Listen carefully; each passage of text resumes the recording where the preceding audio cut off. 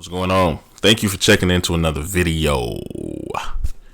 So, you know why you're here? I know why you're here, so let's get started. I quit Aaa Cooper. Here's why. I did not quit for, I didn't quit for why a lot of people would assume. And a lot of people would assume the swift buyout is why I left and probably a lot of other people left. And honestly, it wasn't. I left for a personal reason. When that swift buyout happened, it did happen random. You didn't know first thing when you came into work. You more so, or for me, I found out while I was out on the job. I found out when I was doing the pickup. I was doing the pickup.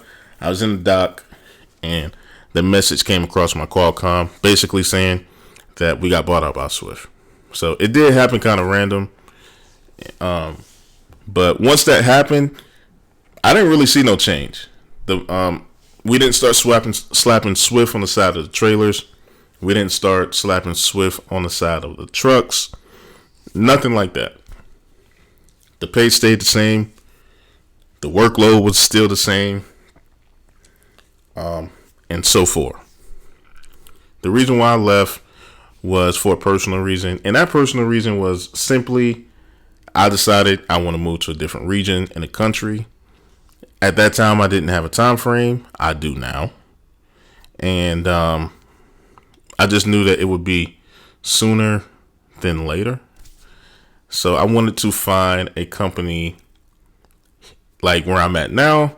That's also where I want to be.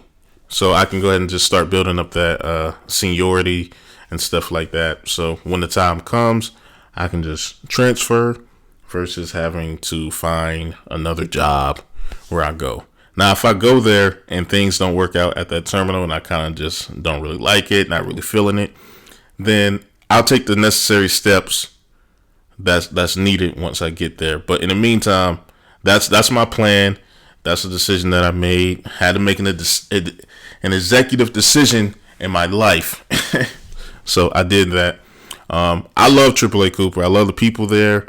I know everybody got a different story. There's thousands of people that work at Aaa Cooper, and everybody's story is different. There's people I work with there that always complained about it. There's people I work with now at Saya that always complain about it. You're always going to have people that's not happy. You know what I mean? So you just got to make the best out of what you do. And I'm happy at Saya, and I was happy at Aaa Cooper. But I'm going to say this.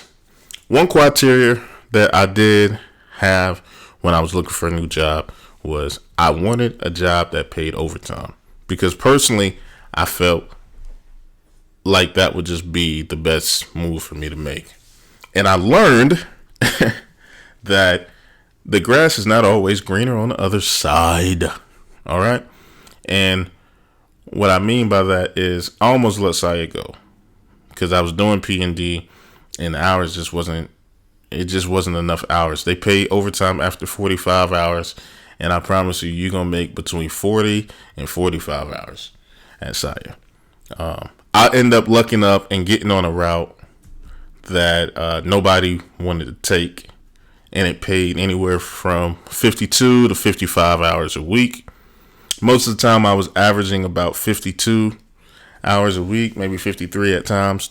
And then there would be some times where I averaged 55. But most times I was doing between 52 and 53 hours a week. And I decided that I kind of got tired of that route as well. And I decided to switch to line haul. And honestly, line haul is probably the best decision that I made. I don't necessarily like working at nights, but once you see that check every week, you end up keep doing what you got to do to continue to see that. Now, with that being said, I want to say thank you for checking into the video. Like, comment, and subscribe, and I'll see you in the next video.